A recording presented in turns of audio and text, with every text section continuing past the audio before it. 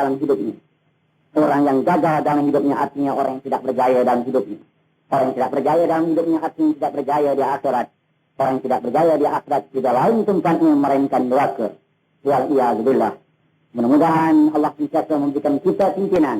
Mudah-mudahan Allah senantiasa memberikan taufik dan hidayah kepada kita agar kita pandai berhadapan hidup, agar kita pandai berhadapan dengan ujian-ujian hidup, agar pandai kita berhadapan dengan masalah-masalah yang timbul kepada kita, agar kita redha dengan segala qada dan qadar yang Allah timpakan kepada kita.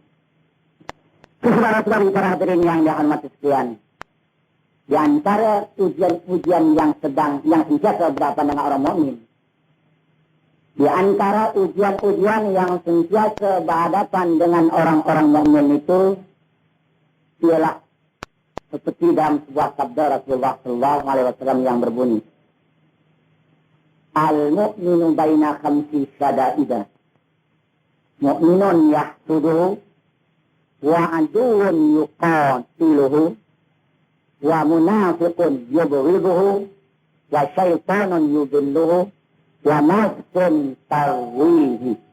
Jadi kali saya ulang, al-mu'minu baina khamsi syada'idah, mu'minun yahsuduhu, wa aduun yuqatiluhu, wa munafiqun yubghiduhu, wa syaitanun yudilluhu, wa nafsun tarwihi. Maknanya yang lebih kurang, orang-orang mukmin itu sentiasa berhadapan dengan 5 perkara yang sentiasa menyusahkan dia. Yang pertama, hasad dengki daripada orang mukmin yang asli, ataupun hasad dengki daripada mukmin yang fasik. Yang kedua, daripada kafir-kafir harbi yang sentiasa nak memerangi orang Islam. Yang ketiga, orang-orang munafik yang sentiasa geram dengan orang Islam. Yang keempat, syaitan yang sentiasa nak menyesatkan kita daripada jalan yang sebenarnya. Yang kelima, hawa nafsu yang nak menyelewengkan kita daripada ajaran yang sebenar. Inilah 5 perkara para hadirin yang dirahmati sekalian, di mana saja orang mukmin itu berada, di waktu mana dia hidup, tetap dia sentiasa berhadapan dengan 5 perkara, di mana yang tadi disebut oleh junjungan Nabi besar Muhammad sallallahu alaihi wasallam dalam sabda yang baru sebentar saya sebut tadi, yaitu, sekali saya ulang, orang mukmin tidak dapat mengelakkan dari hasad dengki orang mukmin yang asli. Orang mukmin tidak dapat mengelakkan diri daripada kejahatan orang-orang kafir harbi yang sentiasa nak memeranginya. Orang mukmin tidak dapat mengelakkan diri daripada kejahatan-kejahatan daripada orang-orang munafik yang sentiasa nak menimpakan kepadanya. Itu juga orang mukmin tidak dapat mengelakkan diri daripada syaitan-syaitan yang sentiasa nak menyesatkan manusia.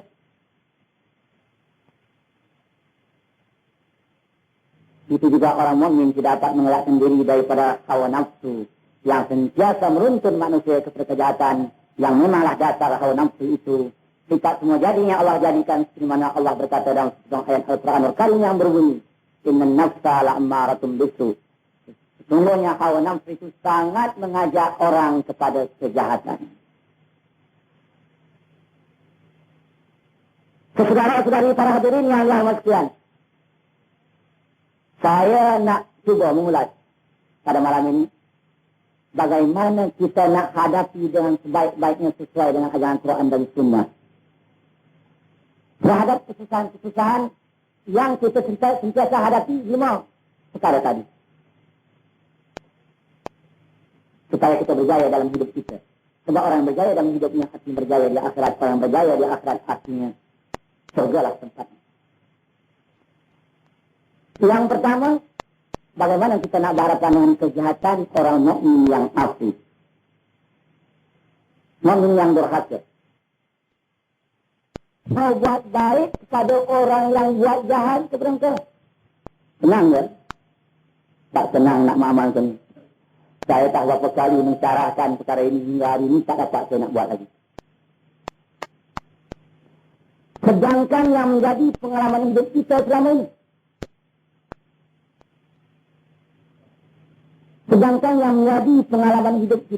ini, tokoh orang yang nyata telah membuat kejahatan kepada kita. Kadang-kadang dah nyata orang buat baik kepada kita, tak dapat kita balas baik. kita balas dengan kejahatan. Kalau dah nyata lah orang itu membalas jahat kepada kita, sudah tentulah kejahatan juga yang akan kita timpakan kepada mereka. Sedangkan dalam pengalaman hidup kita, berapa banyak orang buat baik kepada kita, berapa banyak orang buat budi kepada kita, tak pernah kita berbudi kepada mereka, tak pernah kita balas baik kepada mereka, tetapi hanya kita timpakan kejahatan kepada mereka.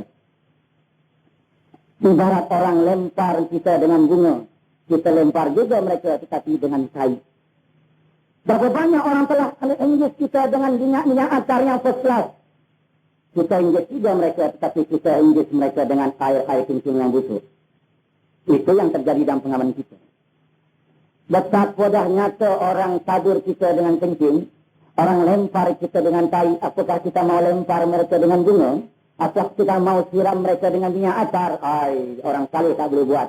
Orang mukarrabin saja boleh buat. Orang saleh setakat tak bertindak balas saja di atas kejahatan orang itu. Mereka tidak menghukum, dialah Allah menghukum, sebab mereka yang jahat itu adalah hamba Allah, bukan hamba dia. Itu saja kemajuan yang boleh dibuat oleh orang yang saleh. Tapi orang mukarrabin boleh beramal di mana sabda Rasulullah tadi. Ahsin ilaman asa'a ilai.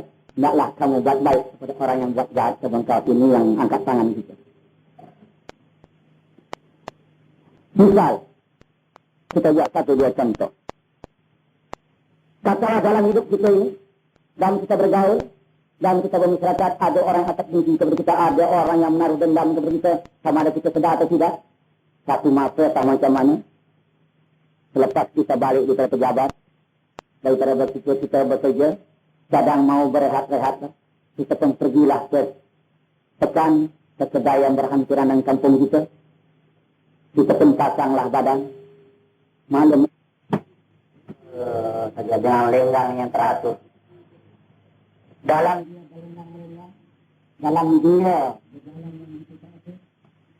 dia rasa dia lah orang lain ini bukan orang. Masa itu orang yang menaruh dendam sama ini bagi dia seketul ke muka. Masa itu dia tengok dunia ini hijau kuning, panas sebentar. Bila orang bagi sebelah, dia bagi 12, bukan 12 tangan. Dia keluar not merah RM10. Silalah ambil duit RM10.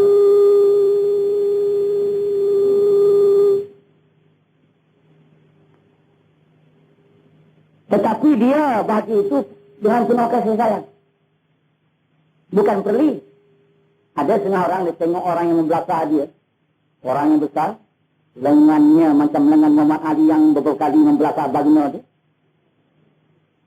Dia tengok pula, dia tahu orangnya ada belajar silat gayung. Dia silat tuju pun tak belajar. Kalau aku bagi dia ni, nanti dia lengeknya aku, teluk aku, lembi aku. Kamu kata aku tak boleh lawan dengan tenaga. Aku nak perni dengan duit. Dia bagi RM10 kerana perli. Itu tak guna. Itu 2 kali rugi. Sekali kena lempang, 2 kali wang mayang. Dia bagi dengan penuh kasih sayang. Sebab dia tahu orang itu melempang dia takdir dari Allah. Senang kena buat, tolong angkat tangan. Siapa sanggup buat, tolong angkat tangan. Saya nak bagi seketul, dapat RM10 nanti. Orang pun tak sanggup. Ataupun dengan contoh yang lain. Katalah malam tadi kita sedar. Bapa ayam kita kena curi. Kita sedar siapa yang mencuri.